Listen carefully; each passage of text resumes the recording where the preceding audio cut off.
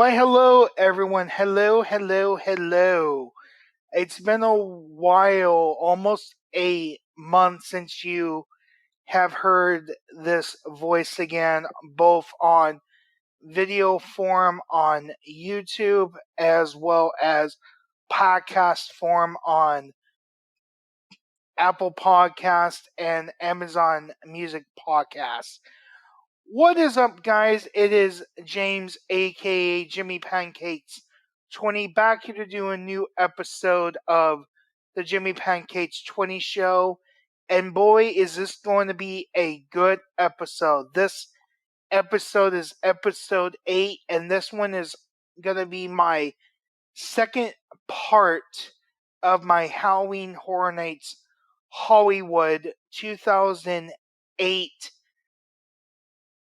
history video / podcast, where we're going to talk about the last maze, which is Tetsuchan's Massacre. Then we're going to talk about the tram for this year's theme, and then we're going to talk about the ScareZones, and then at the end of this podcast, I'm going to talk about when part 3 is going to be coming out, as well as when could you see the Halloween Horror Nights Hollywood 2023 final night / our review, where we talk about our experience going to Halloween Horror Nights 2023, as well as what was our favorite maze, what was our least favorite maze, and rating the mazes, rating the scare zones,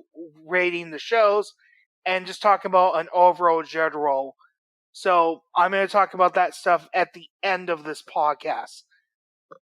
But what I'm going to talk about first is I had a lot of people ask me both on my social media sites on Facebook, Twitter, and Instagram, why did it take you so long to get back in doing these episodes?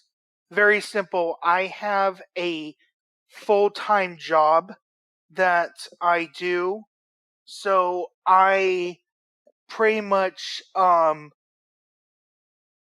work a full-time job, and at the time, during like the Halloween season, I was working very little, but now since it's starting to get to our busy season, especially when Christmas and Thanksgiving was coming out, pretty much they've been scheduling me more and more hours. And I also was taking a break from videos, and as well as doing podcasts, recovering from Halloween Horror Nights, recovering from doing so many videos throughout the Halloween season. So I also kind of need a little break too.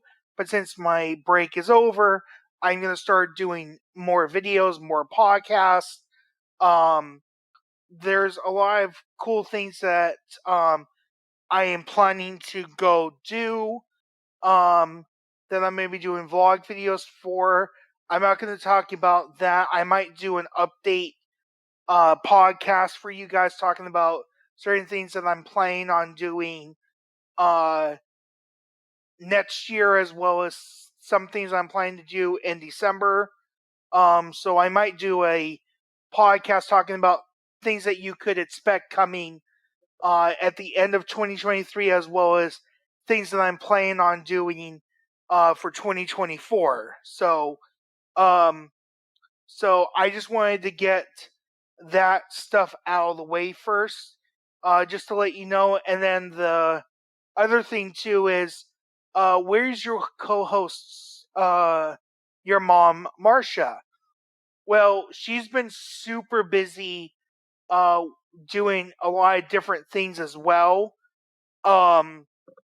So she's been busy doing that. So fortunately, for part 2, which is episode 8, as well as part 3, which is going to be episode 9 of the Halloween Horror Nights history video / podcast for 2008, Unfortunately, she will not be joining me because of her schedule.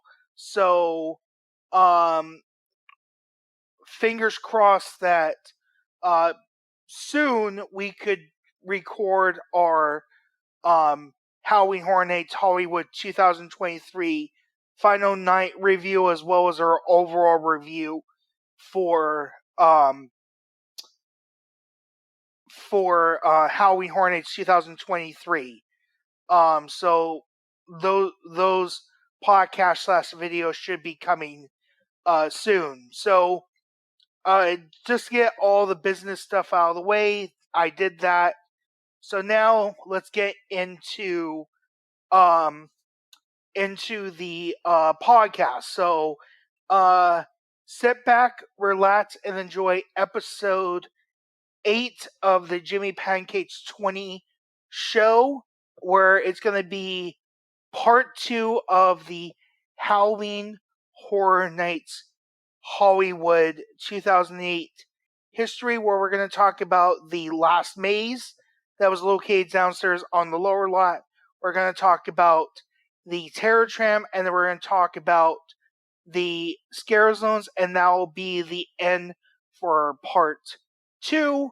And then episode 9, which is going to be the Halloween Horror Nights Hollywood 2008 history video, part 3, aka the final part, where I'm going to talk about the 3 shows that was there for this year. So let's get started. So here we go. So the first maze that we're going to talk about, which is the final maze, because I talked about the first 3 in part 1, and if you guys have not seen part 1, that is going to be episode 6 on the podcast form, and then also I put a video form on it that's on my YouTube channel as well. So,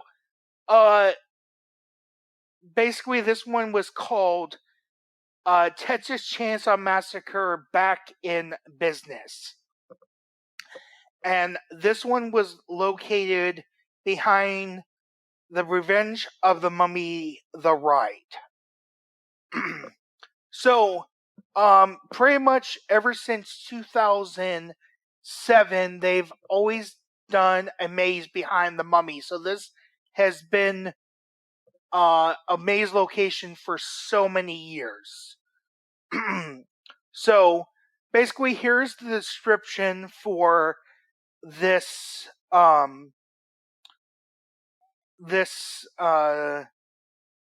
this maze. It says Leatherface and his family are carnival crazies, have taken over a condemned meat factory, bringing a new terror, bringing a new lever of terror to the heart of Texas. Step into the number 1 rated maze of 2007 and come face to face with one of the most sickening, most saddest murderers in the history of film, the one and only Leatherface. His chainsaw will roam as you run for your life through the labyrinth of unspeakable horrors, each more terrifying than the last. You might get out alive, but it may cost you a limb. I just want to apologize to you guys if I'm taking some pauses, because this is going to be a long podcast and I'm going to be talking a lot. I have a cup of water that I've been drinking, and I also have a bottle of soda so I could finish this podcast, because it's going to be a lot of talking. So if you see a pause for a moment, that means I'm taking a sip of water or the soda. So, the facade for this maze was the Sawyer house. So, and I want to say that this one is based off the 2003 remake. This is not based off the original one.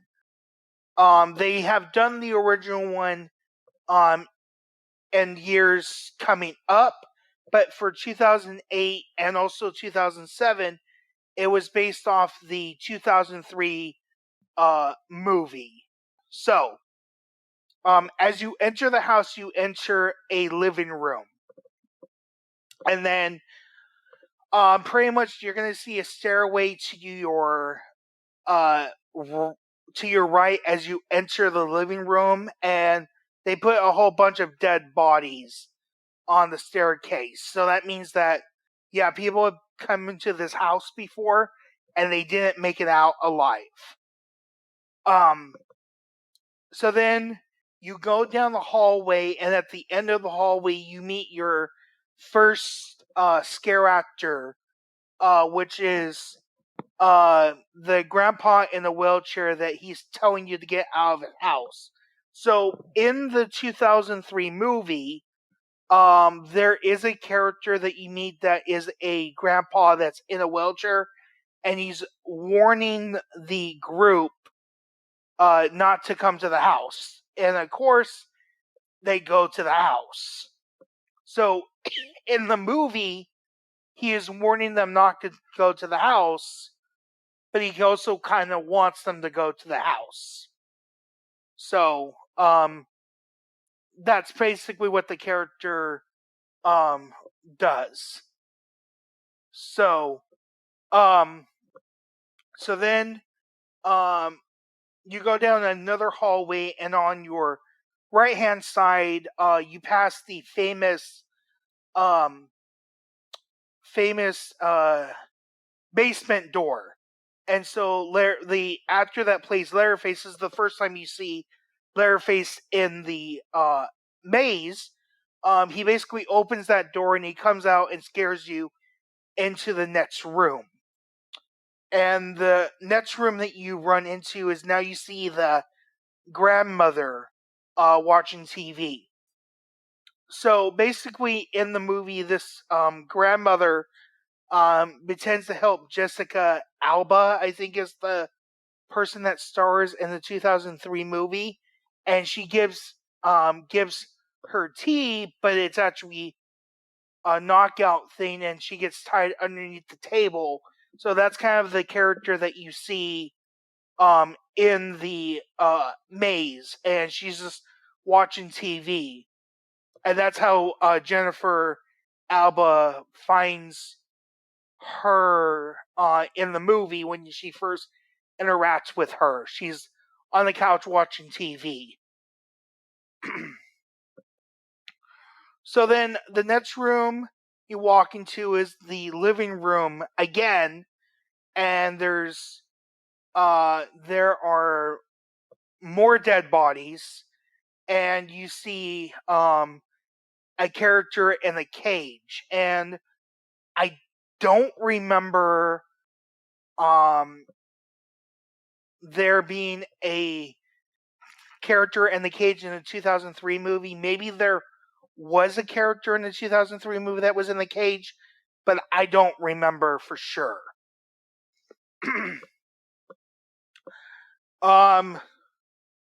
So then the next room that you walk into is you see the sheriff cutting someone's leg off and on the kitchen counter.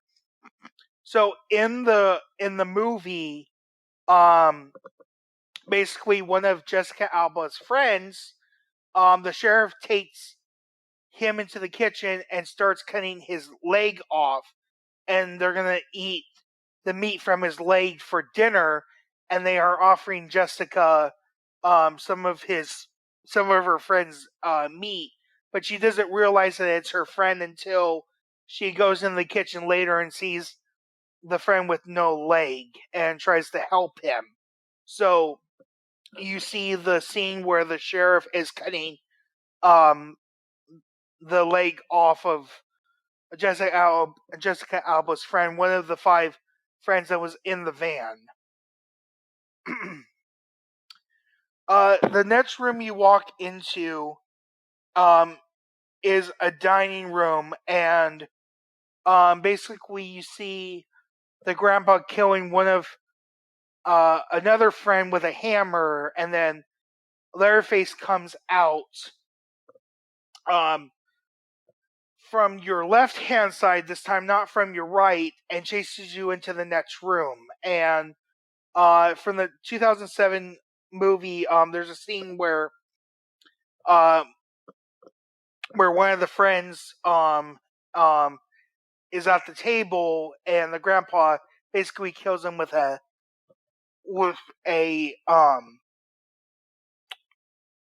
hammer, and that's the scene that they recreated with the grandpa killing one of the people with a hammer. And then Leatherface, as I say, comes out and basically scares you into the next room.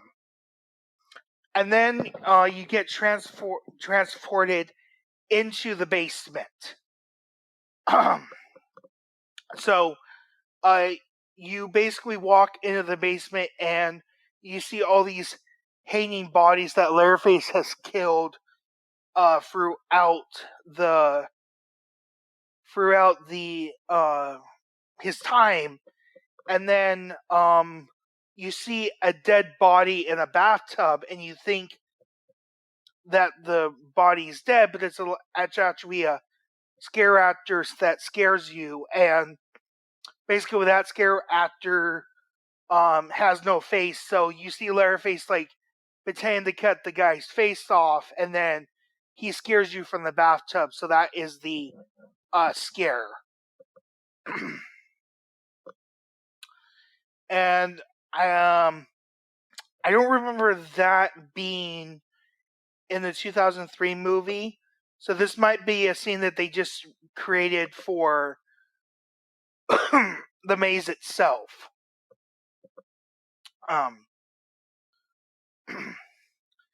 So then you walk down the hallway, and you see more hanging body parts, and Leatherface comes from the left and scares you into the next room. So it's basically just a hallway with one room where Leatherface comes out and chases you into the next room. And if you remember what the description said about this maze,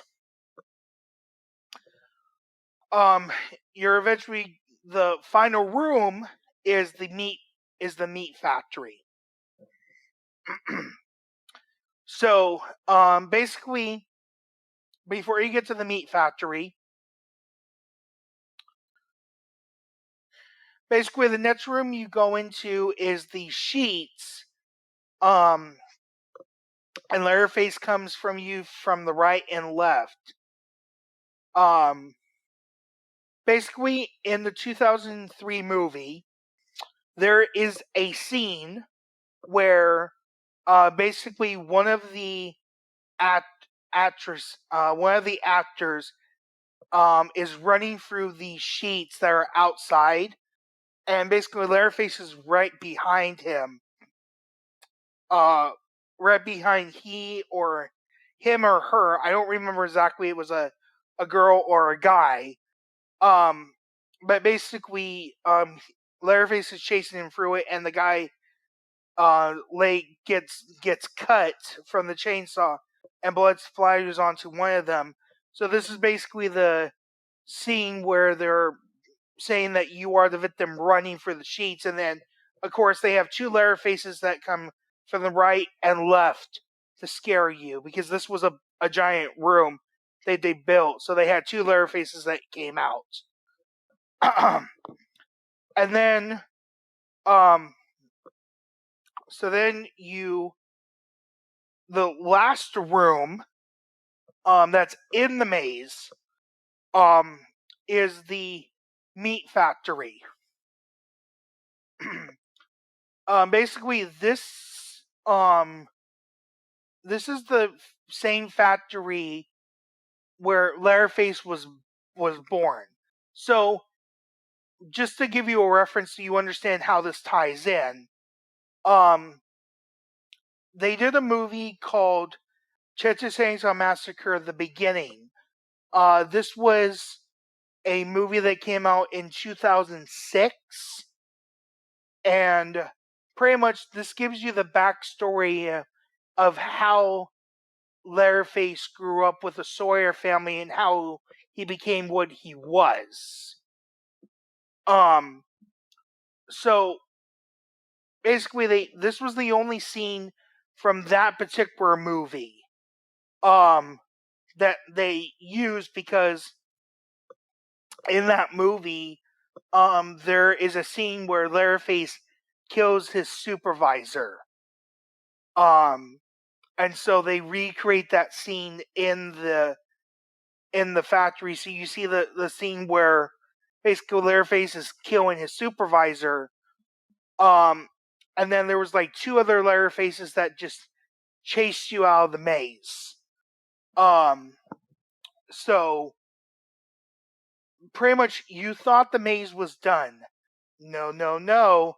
There's always one last scare.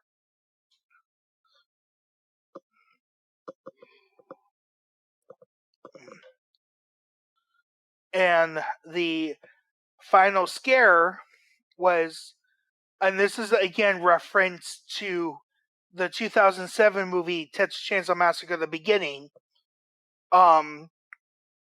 Basically, when Leatherface is born, he's born with a deformed face, and instead of taking the baby to the hospital, they just dumped him in a dumpster behind the meat factory.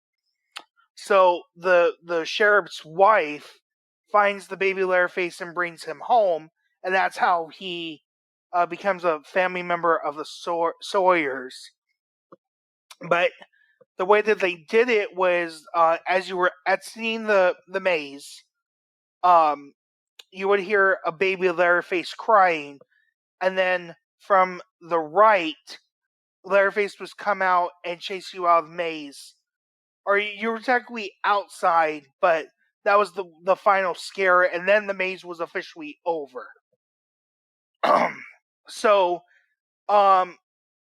overall, it was a really good maze. I really did enjoy it. Yeah. So now we're gonna move on, and basically, some people call this a maze. Some people say this is not a maze. I just consider it that this is an outdoor experience. So I don't really consider this a maze. I consider this an outdoor experience because you're technically outside and getting scared. So if you could imagine this as one giant scare zone, but it's themed. So this one was called the Terror Tram: The Nightmare Tour. So just to give you some content so you understand, this continues from 2007's Terror Tram. So I'm a really huge fan of Halloween Horror Nights Orlando. I've gone twice. I went in 2013 and 2015. And I'm also going to talk about those years as well. So don't worry. I'm going to talk about the mazes and stuff there and all that. So we'll get to those events or those years later. But in 2015, they had a character called Jot the Clown. Hollywood decided to bring Jot the Clown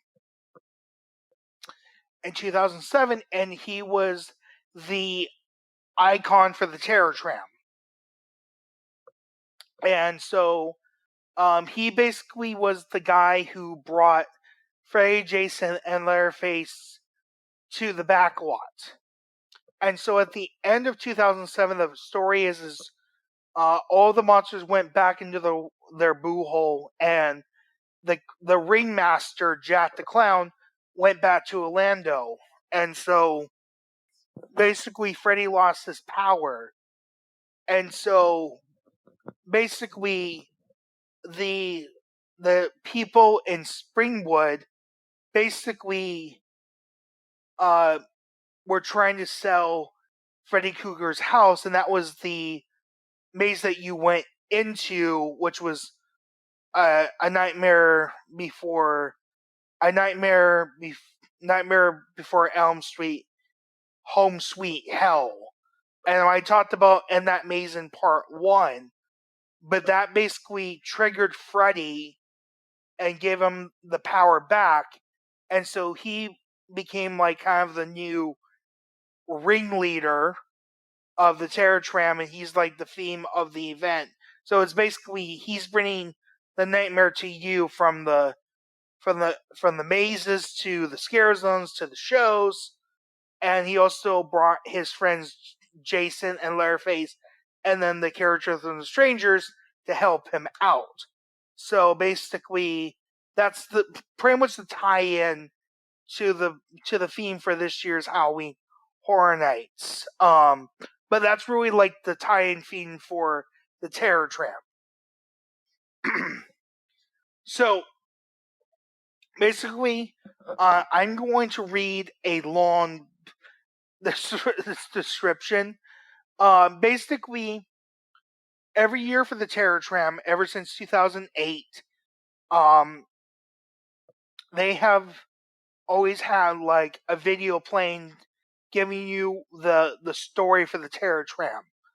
And so, basically, this is the story for the Terror Tram.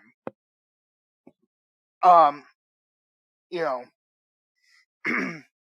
as the tram makes its way to the back lot, a video displaying telling the story of Freddy Krueger.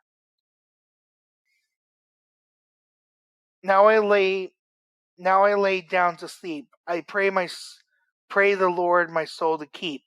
And if I die before I wake, I pray that my Lord my soul to take.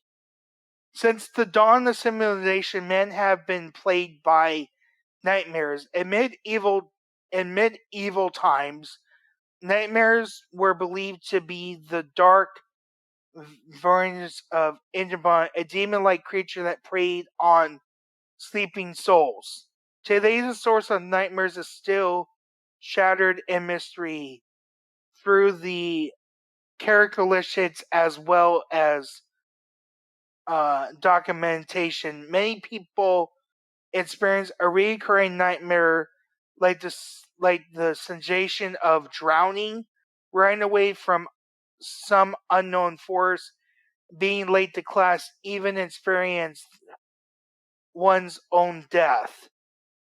One urban legend holds that if you die in your sleep, you die for real. And this was the premise for Nightmare on Elm Street, the ultimate cinematic experiment of nightmares. A Nightmare on Elm Street introduced the world to the new kind of horror, Freddy Krueger, a supernatural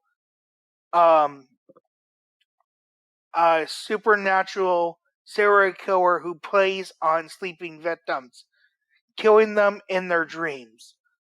What is less known is the story was inspired by true events. Starting in the 1970s, seamlessly sorry about that. Seamlessly healthy young adults started dying in their sleep. The medical community was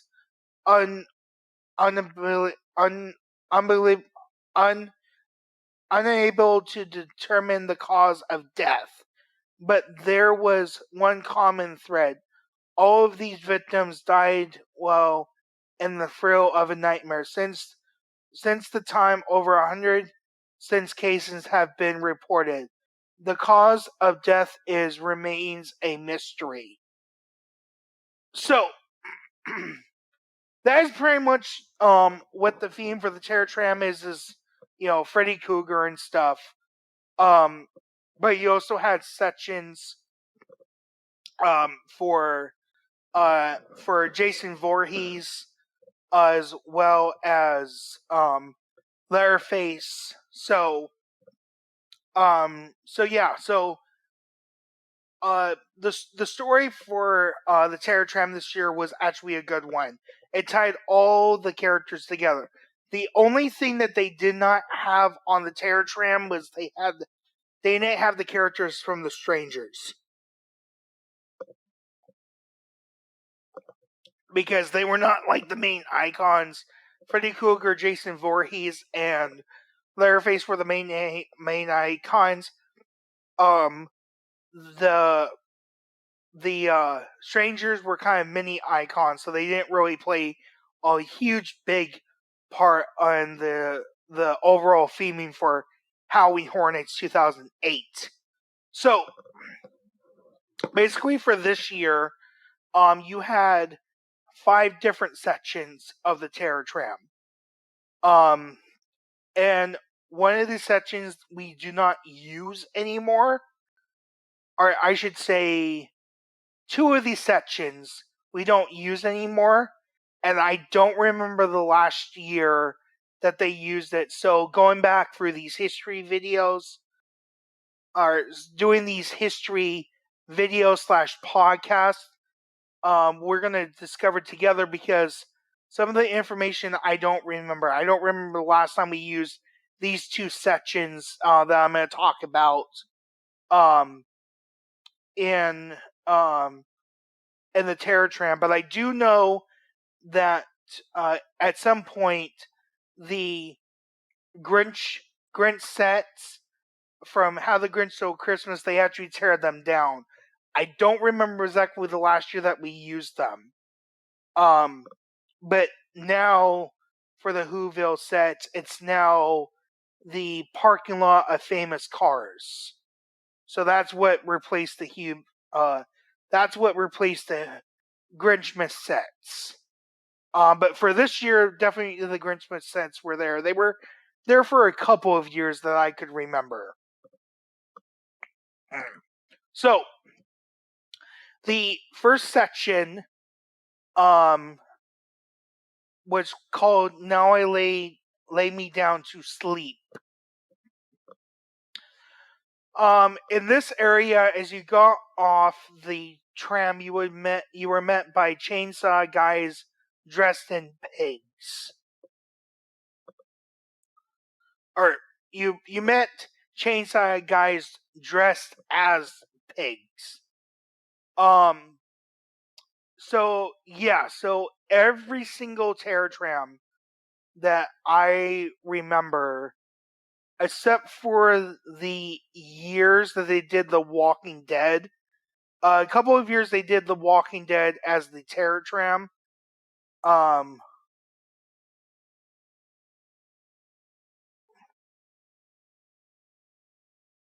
trying to think.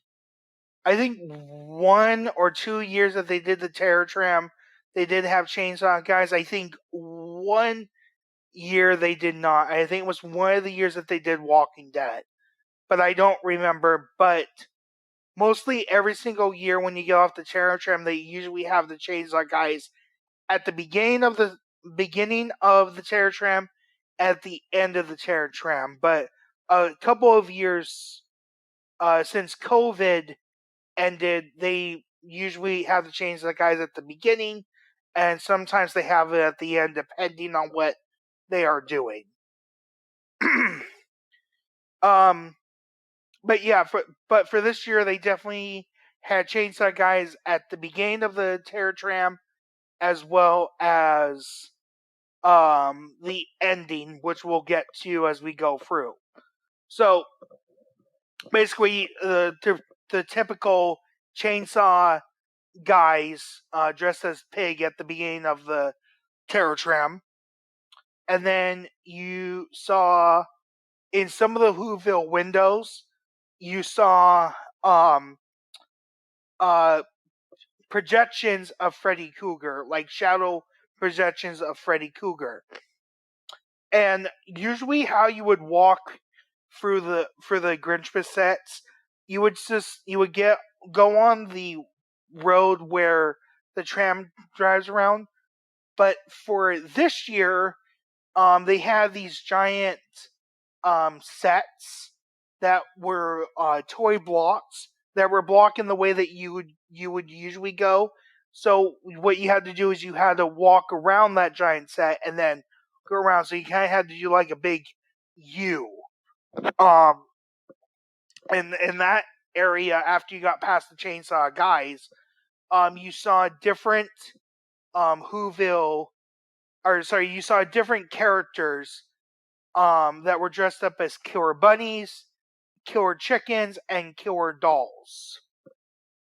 So, that was that area. So then you make it to the Bates Motel. And this one was themed to Freddy Krueger. This was called Senior Night. In this area, the class of 1984 from Springfield High is having a party at the Bates Motel. But unfortunately, Norman Bates and his mother are killing them.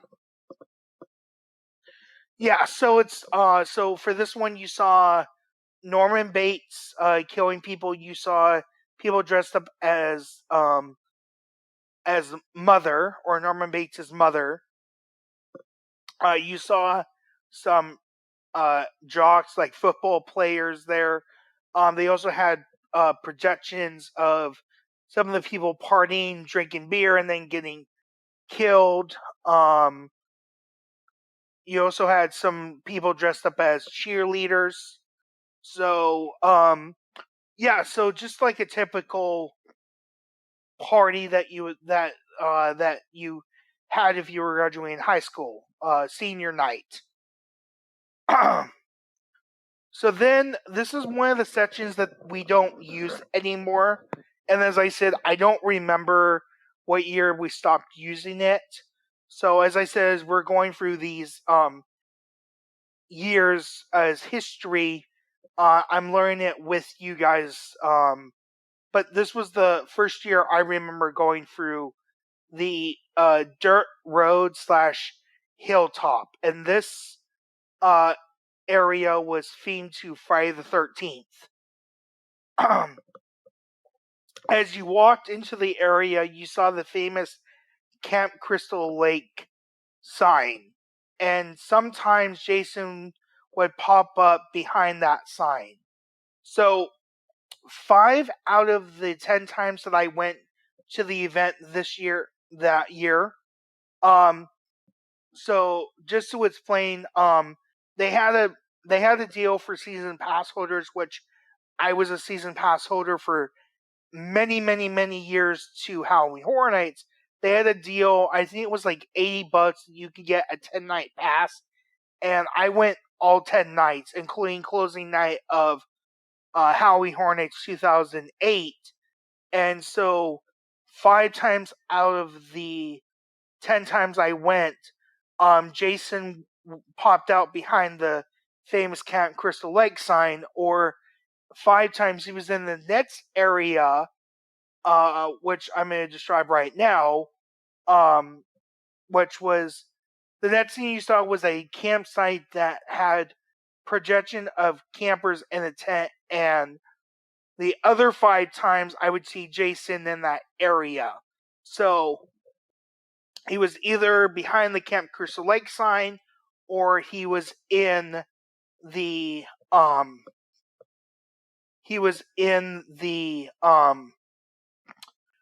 the campsite that had the projection of campers in the tent. So then you started walking up the dirt path.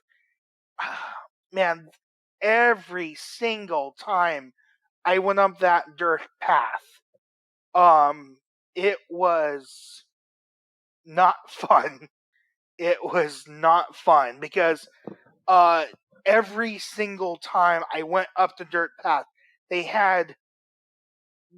basically played scary animal sounds, and then they had like between 4 and 5 scare actors that were in these ghillie suits that matched in with the environment, and they had these shaker cans, and they would always get me every single time.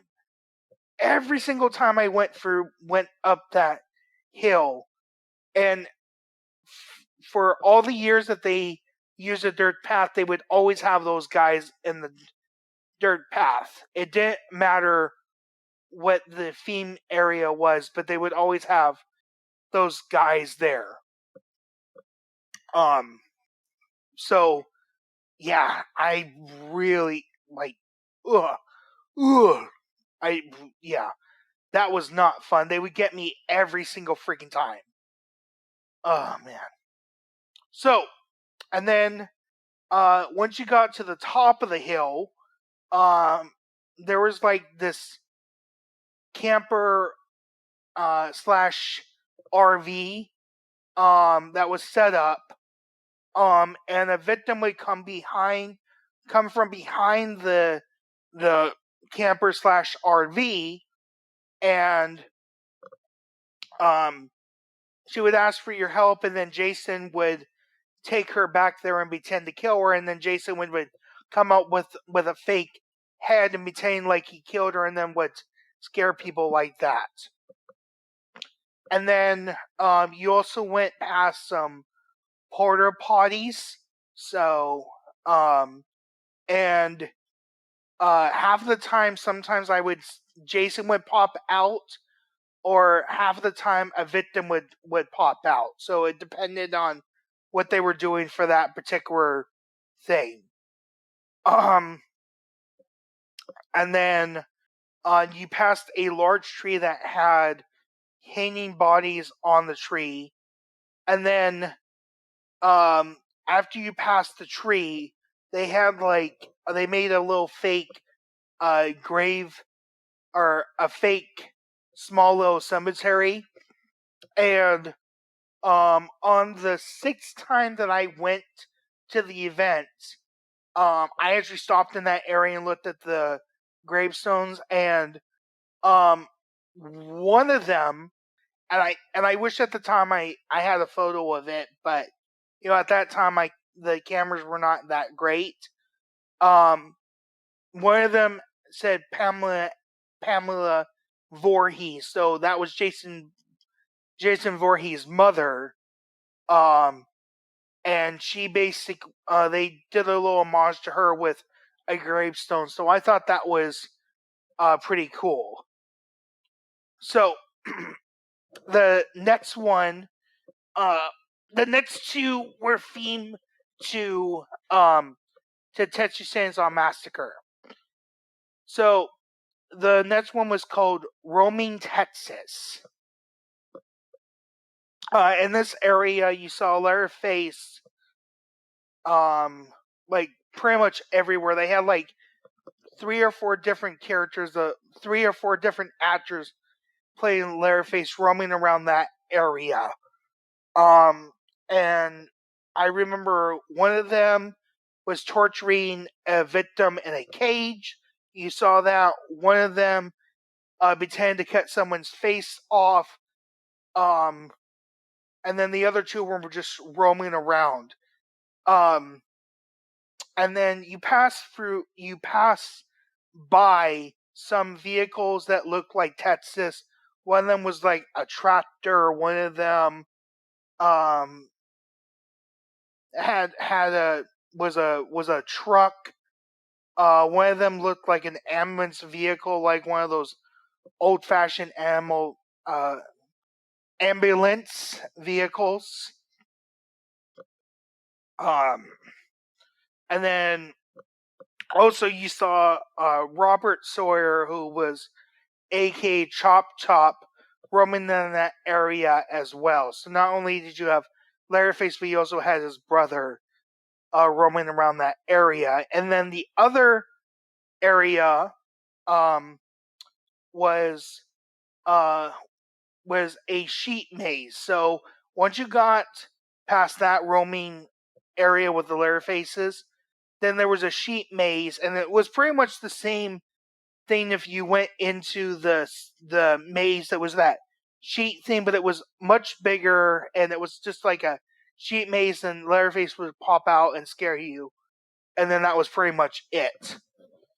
So those were the two areas that were themed to Leatherface. They only had that one giant area that was themed to Friday the 13th, and then you had you had the Grinch set, you had the Bates Motel, and then you also had the War of the World set, which I'm going to talk about in just a moment, that were themed to Freddy Krueger. So, as I said, the three main icons all had sections on the Terror Tram. So then the next area was the Psycho House. At the time, they did not have a photo op with Norman. That was not until many years in the future that they did it. And I don't remember the first year that they did a photo op, but about 2 years ago in about 2 years ago in 2022, my mom Marsha and I decided to take a photo in front of the Bates Motel with Norman, and that was fun. But for this year in 2008, there was no photo op. It was just basically an actor playing Norman, like scaring you into the War of the World set. And then out of all the areas on the Terror Tram for this year in particular, this was my favorite one. This was called Nightmare on Elm Street Plane Crash, and this was in the War of the World set. This was my favorite one. The reason why this one was my favorite is because this was actually representative of a scene from one of the Friday the 13th, from one of the Nightmare on Elm Street movies, where Freddy Krueger crashes a plane into Elm Street, and I don't remember exactly which movie. But yeah. So, in this area, Freddy Krueger crashes a plane into Elm Street, and is dressed up as different characters, like a fireman, a paramedic, a police officer, a school bus driver, an old woman with a baby, and other forms. Like the other forms were like a military personnel. It was, I think it was like he was being a victim. It was lots of different forms. But yeah, it was just so cool because you saw all these different Freddys. And it was really cool the way that they did. The one that I remember specifically is halfway through War of the World set. There was Freddy that was the paramedic. They had a person pretend to be a victim, and instead of Freddy helping her, he was pretending to scratch one of her legs off with his claw. So I really thought that was amazing. And then on some of the buildings, they had more projections of Freddy on the windows, and then they also had some of his victims that had like cuts and stuff on them or had a battling. They were roaming in the area as well. So I thought it was really cool the way that they did it. So then, of course, to end the Terror Tram, was called Nightmare Comes Alive. So it was the tram pickup and then the old Mummy Tunnel before it got turned into Fast and the Furious Supercharge. So as you were exiting the world set, you pass by, not through, by these old trams that they don't use anymore, like parts of old trams, and they had a ton of hanging bodies all over them, and then there was like two Freddy Cougars that were there scaring you, and then of course to end the terror tram like how you began, before you got back on the terror tram, you saw the people that were the chainsawing dressed as pigs again. And then you got back on the tram. And then basically what the way that the story ended, they of course had to end it, was Freddy Krueger was upset that you basically survived. So what he did was he took possession of your tram driver, and instead of going straight back to the unload, the tram driver that was AKA Freddy drove you into the mummy tunnel, and he's like, now you guys are all gonna die, and they sprayed water and stuff on you, made it feel like Freddy slashed you, and then of course you drove back to the um the unload area, and that was the end of the terror tram. So I really did enjoy the terror tram this year. There's a couple of years coming up that I really did not like, but I thought the story was really good. I enjoyed that they incorporated all the three main characters, Freddy Krueger, Jason Voorhees, and Leatherface, into it. I'm glad they didn't really have anything with the strangers. Just have it as a maze and that's it. So yeah, so that is the Terror Tram. Terror Tram. So now, we are going to talk about the scare zones. So before I get into the scare zone, I have to talk about it because I'm going to talk about 7 scare zones.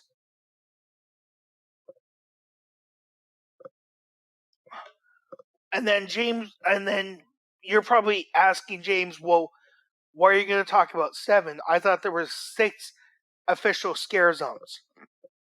Technically, you were right. There were 6 official scare zones that people knew about.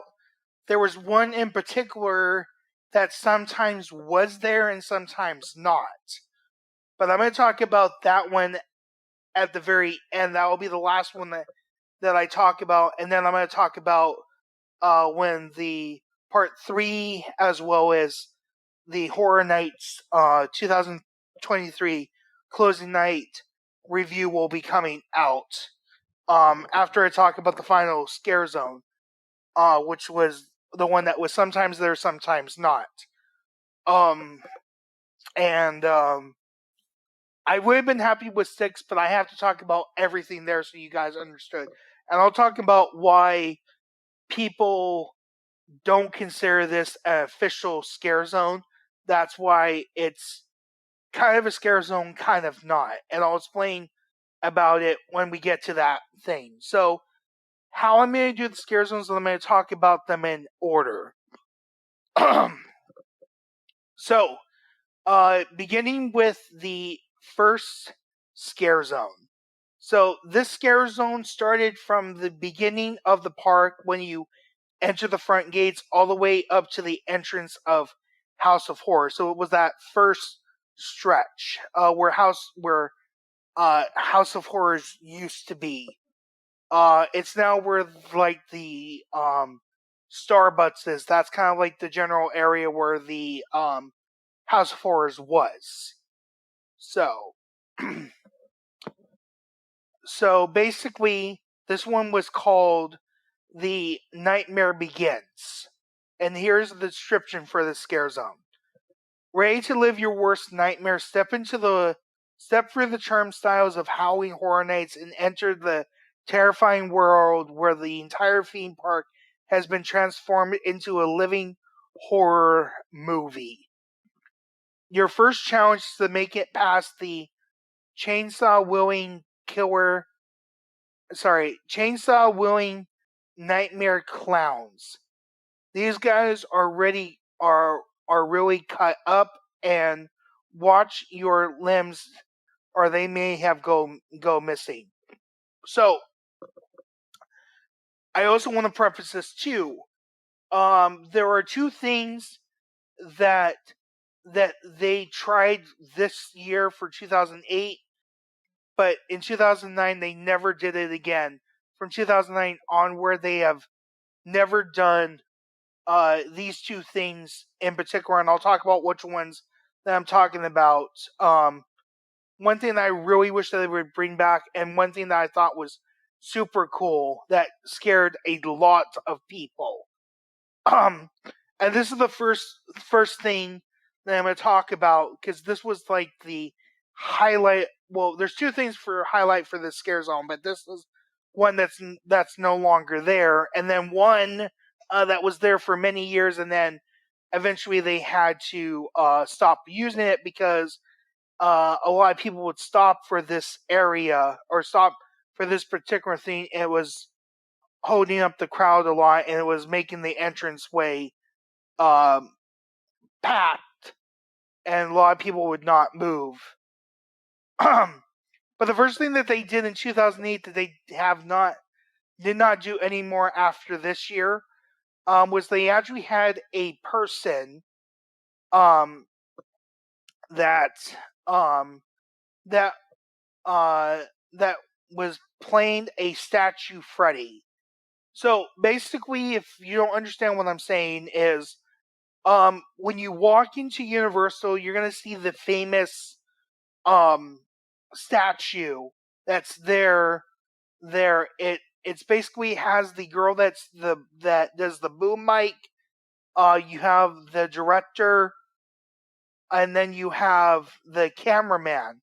Well, in between those is the space where a live person who was the silver statue of Freddy was basically walking around, and he would pretend to be a statue. So as people were coming in, they basically saw a statue of Freddy and thought it was not real.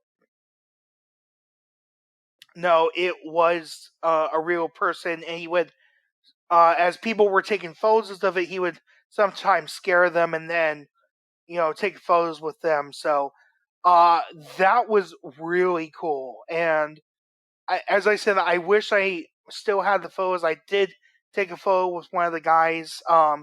He no longer works there, but he was one of the performers that was there a lot during the day that I would see, and then he did this for Horror Nights, but he no longer works with the company. He's moved on to better and greater things, but I will always remember him as one of the statue Freddys. He was one out of the three that played that character. So I thought that was really, really, really cool.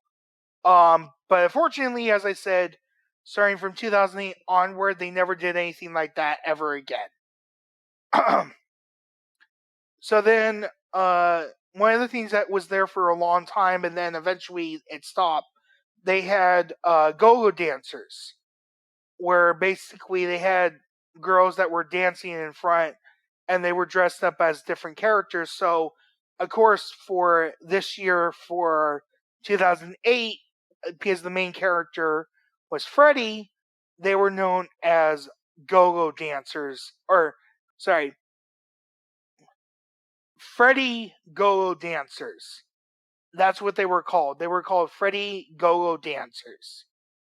And they basically had one on the right side, one on the left side that you can take photos of. And throughout the years, they started realizing that people were stopping there and it was making thing. And at the time, the event wasn't as big, but when the event started to grow bigger, they realized that that they would need to get rid of the go-go dancers. So they did it for a couple of years, and then Eventually, at some point, they stopped having the golden answers, and we don't have them anymore. But when we get to the final year of it, I'll let you know what the final year was. But yeah, and then pretty much the rest of the scare zone was the chainsaw guys that were dressed up as clowns, and I thought that was really, really, really, really cool. So that was a very fun one. Also, this is the last thing for the scare zone, which I thought was very cool too. They had these characters throughout some of the scare zones. And this was one of the things that they never brought back in 2009. Also, 2008 was the only year that they ever had sliders. So, if you go to like not Scary Farm, if you go to Six Flags Fright Fest, they have the sliders. If you used to go to Queen Mary, they used to have sliders there. But now I think now it's Shocktoberfest that have sliders now. But Universal Hollywood, this was the only year that they had sliders, but because of the crowds and how it was getting popular and stuff, and for safety reasons, they never bought sliders back. So I got to see sliders in 2008. Ever since 2009, they don't have sliders anymore, and it's for the reasons that I said. The event was getting more popular. A lot more people were coming to the event, and it was for safety reasons as well. So, that was The Nightmare Begins, the first official scare zone. So, the next scare zone that we're going to talk about is called The Dead Shall Rise. This was located on the New York Street section. Not New York Street like the back lot, but New York Street. And basically, this one was one out of my two favorite scare zones. So this was one of my favorites for that year, and then I'll talk about my other favorite one when we get to it. But this one, the description for this one was a top secret military virus has been released on the streets of New York, transforming the citizens into crazy zombies, and the bustling metropolis turned into a war zone. And this was one of two of my favorite scare zones. And for the first couple of years when they did scare zones in this area, they had like a podium, and on this podium or platform, they had two military officers that were saying this zone is quarantined. This is an off limits area. So it kind of made you feel like like you were going into a war zone. Also, one of the cool things I like too is back in the day, if you guys have ever seen the people that talk in the windows like they're the window talkers, I don't remember exactly what they are called. But back in the day, they also would have a third person that would stand on top of the balcony. So sometimes there would be three of them out there, two on the windows and then one on the balcony. Well, half the time when I went for the scares, and they had an actor that was dressed as a soldier, like the two that were on the platform, pretending to shoot down at the zombies with a rifle. So I thought that was pretty cool too. And then some of the lights were made to look like helicopters flying around, and they had helicopter sounds, and then they made some of the lights look like helicopter spotlights. And then of course the rest of the characters were the zombies, and there was one zombie that, again, this is another person who no longer works there at Universal, but he played called the Pimp Zombie. So he was a very tall guy. The Pimp Zombie was pretty tall. It was one of my friends that no longer works at Universal. He's moved on to bigger and better things, but he was a really cool paint zombie. The nights that he was not working, someone else took over that, but I could always tell if it was my friend or the person that was covering for him. So, um, so that was the Dead Show Rise. So now we're gonna move on to the next street, which unfortunately is no longer there anymore. So there was a street that was called the Western Street. So just to give you um a little history of Western Street. So back in the day, they used to have a stunt show called the Wild Wild West Stunt Show.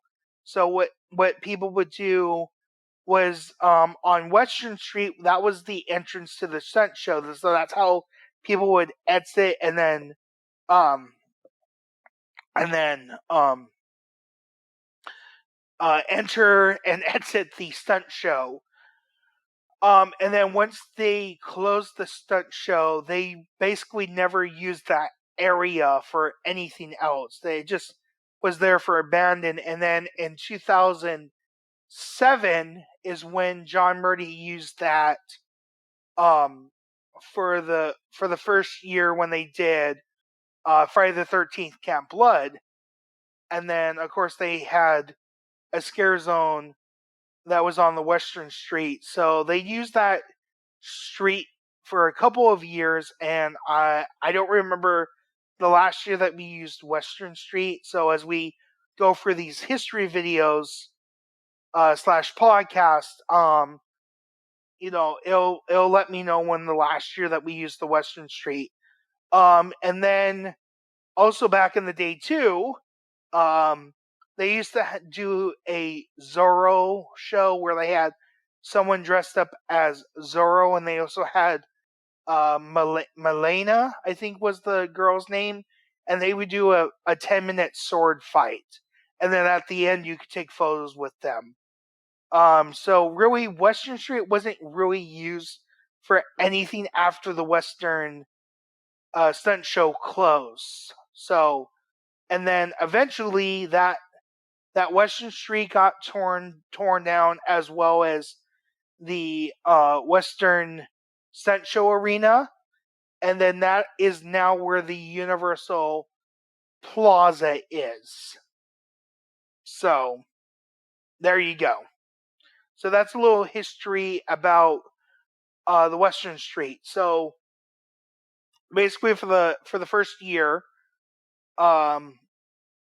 that I actually got to see Western Street with something in it was called Deadwood. And it was basically a ghost town that had people that were basically ghosts or skeletons. So they had like a caretaker skeleton, they had a snake oil salesman, they had a barber, they had some other people, they had like girls from the saloon, they had drunk people. Pretty much it was like a ghost town, pretty much.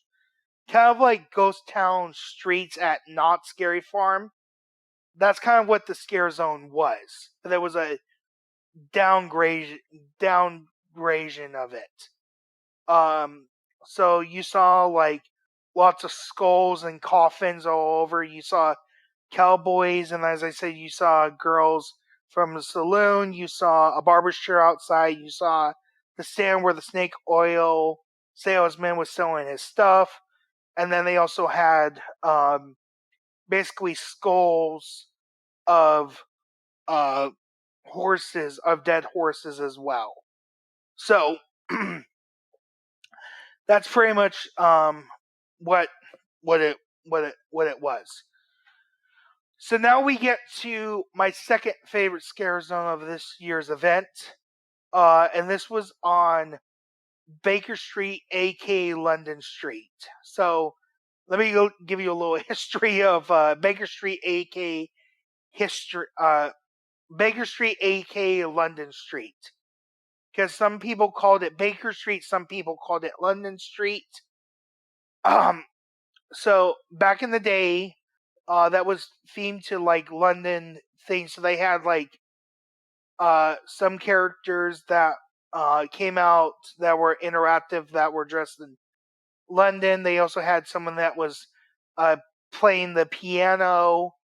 And then where Secret Life of Pets is now, that used to be a theater where they did like sometimes they would have screenings for different Universal movies that were coming out, or sometimes they would have like interactive, events in there. Like I know a couple of times they had like escape rooms in there that were themed to a Universal movie that was coming out, or one of their Perry companies. Many years they for the first several years of Halloween Horror Nights, they did the Igor Awards there. Yeah, so it was a lot of different things there, and then eventually they tore down that theater, and then they made way for Secret Life of Pets, and then also that was the same street that you used to be able to go down and to get to Terminator, and then when Terminator closed, it was Despicable Me. So they were trying to figure out what they were going to do with London Street, aka Baker Street, or Baker Street, aka London Street. And so once they built Secret Life of Pets, they renamed the street to Pets Place. So basically the whole back area of the upper lot is basically all Illumin Entertainment, or Illumin, like the people that did Despicable Me and Save Our Pets. I forgot the name of the company, but that's whole area. So now London Street, aka Baker Street, is now known as Pets Place. Yeah. The theme with the Secret Life of Pets ride. So yeah, so that's pretty much a little history of Baker Street, aka London Street. So as I said, this was my second favorite scare zone of the event this year. My first favorite was the Dead Shell Rise. And in this scare zone was called the Dark Streets of London. Enter the foggy streets of London, where Jack the Ripper and a host of infamous characters are waiting for you. In this scare zone, which I thought was one of the cool things, was they had these lights that would flash, and it made it sound like you were in London during a thunderstorm, or like you were in London on a cold night thunderstorm, or a cold thunderstorm night. That's what I was trying to say. And so you saw famous characters like Jack the Ripper. You saw a dead Queen Victoria. You saw some of Jack the Ripper's victims. You saw like an evil barber. You saw a man that turned into a werewolf, and other characters. and this street had so much fog, which really made it feel really, really, really good. I really did enjoy that. So, that was a really fun thing, and I really did enjoy that scare zone. So, moving on to the next scare zone, which was on French Street. So French Street is pretty much the same as it was back in the day. So the only difference, a little bit history about French Street, was that was just a scare zone that you could walk through and then make the corner and then go to the London Street scare zone, or go see like the Terminator show, or go to Despicable Me when it first opened. And then now you can't go to Despicable Me because they used London Street, aka Baker Street, that's now Pet's Place. They use those for like the extended lines for both the one that's inside the Persian courtyard, as well as the one that's in the former Walking Dead attraction. So they don't use London Street as a scare zone anymore, but they still use French Street as a scare zone. And so they have literally, over the years, they have downgraded the amount of scare zones. So for the last like two years, 2021, 2022, and then 2023, we only had 3 scare zones. But we used to have a total of 6, and in this case, this year it was 7 scare zones. So they have really downgraded, but they still used French Street as one of the scare zone locations. So that's basically the history of French Street. So the scare zone in this area was called the Black Death. Enter a medieval town during the Black Death, where you were on the smoky streets, and you saw these villagers with infected villagers. So pretty much it was basically saw a lot of different mutated villagers. And then they had some of the scare actors as the doctors that have the white mask that looks like a bird. The mask looks like a bird, if you know what I'm talking about. And then there was different stands in there, that some that were selling meat, some that were selling skins, and you saw a lot of dead corpses. So pretty much simple scare zone, not much really else to talk about. And then we get to our final official scare zone. And then we're going to talk about the one that was kind of a scare zone, kind of not. So this one was on the lower lot. So for many years, they had a scare zone on the lower lot. And then eventually, as the event grew and grew and grew and grew, and they were building, like they were building new rides like Transformers, they were building, they were tearing down stuff and stuff like that.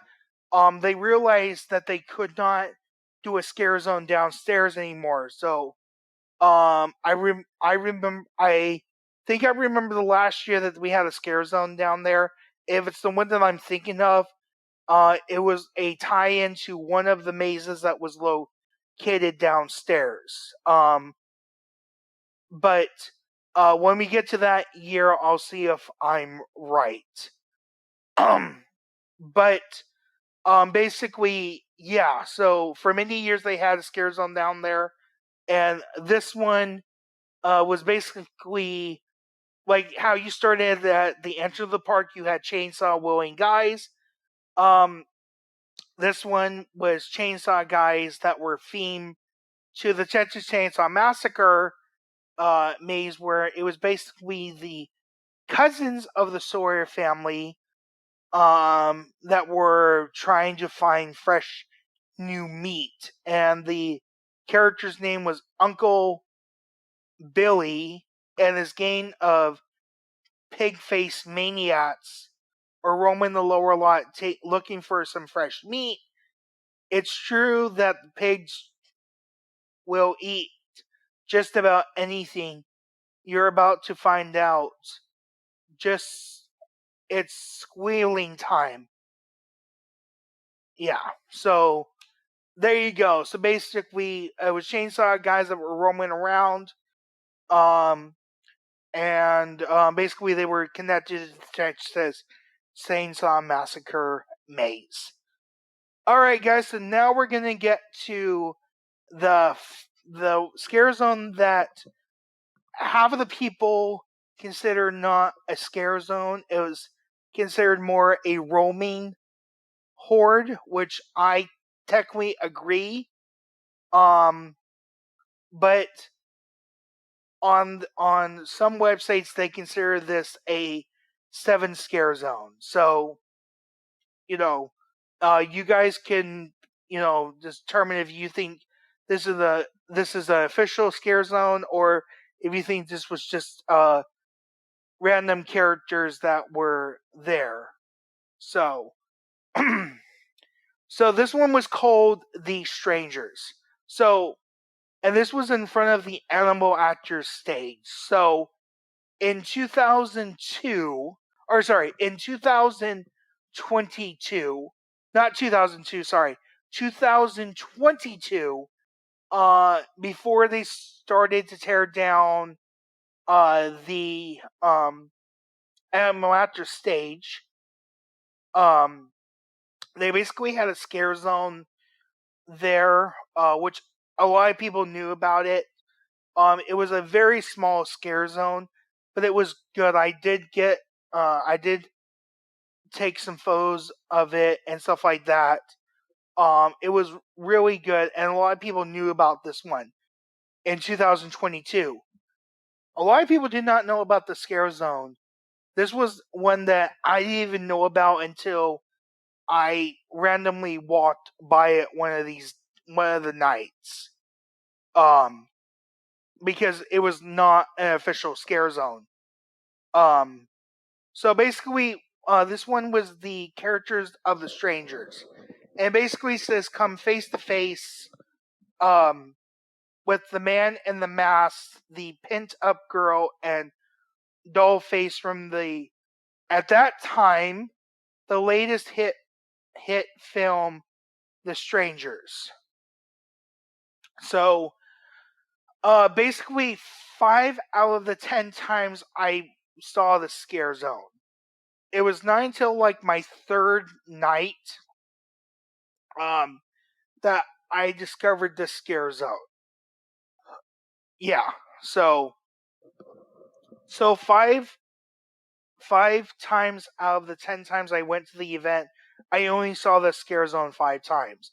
And the only reason why the scare zone was there is because they had more actors playing these characters, so they just said go do the scare zone. But if they had less actors playing these characters, you sometimes would not see the scare zone.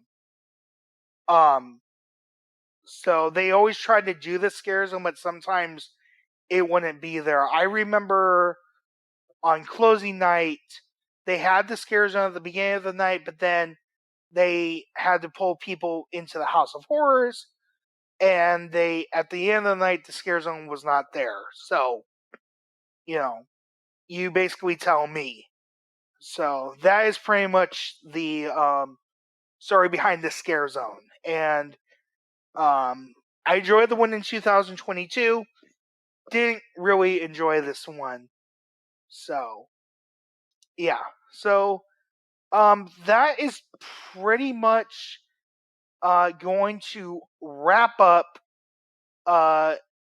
episode 8 of the Jimmy Pancakes Show, part 2 of my Halloween Horror Nights Hollywood 2008 history video / podcast. So, as I said at the end of this podcast, before I officially say goodbye to you guys, on Saturday, December 2nd, 2023, I'm going to be uploading the final part. So, part 3, aka the final part of my Halloween Horror Nights Hollywood 2008 history video / podcast, where on that one I'm going to talk about the 3 shows that they had there. The Chucky's Insult Emporium, Slaughter World 3, and Bill and Ted's Excellent Halloween Adventure 2008.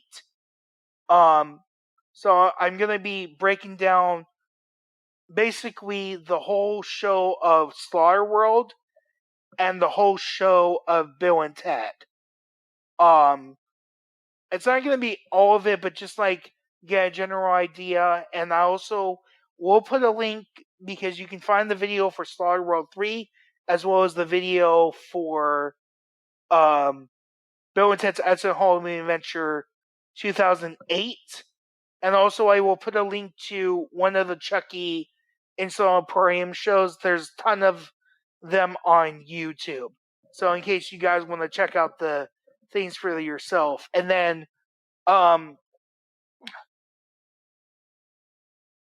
hopefully sometime next week, my co-host Marsha, my mom Marsha will be free. So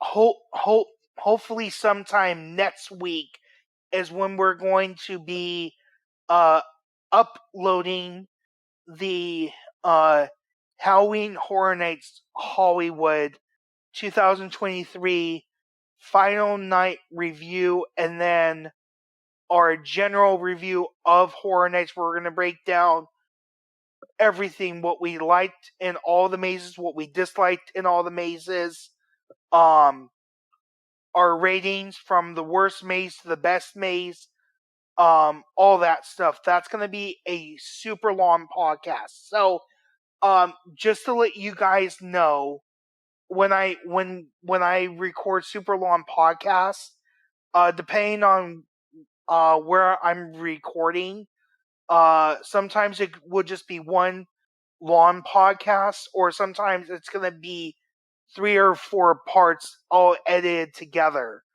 So depending on how much stuff we're going to talk about and the 2023 review, it's probably going to be different parts edited together. So that's a little bit of how I do my thing. So as I said, sometimes it's just one straight long video / podcast, or sometimes it's different parts edited together.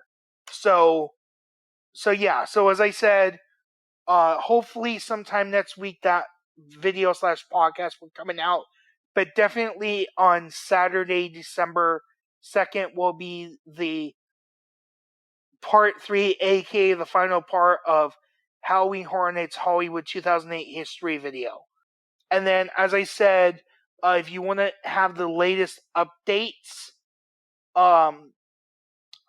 especially if we are going to be doing the Halloween Horror Nights 2023 review video / podcast, definitely follow me on my social media sites on Facebook, Twitter, and Instagram, because that's where I post all the information of when podcasts and stuff are coming.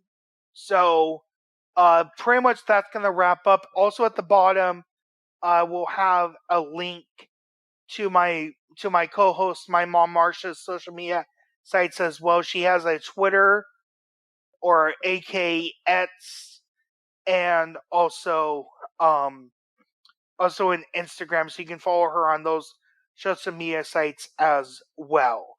All right, guys. So I want to thank everyone for watching. Thank everyone for listening, and I will see you guys on Saturday, Saturday,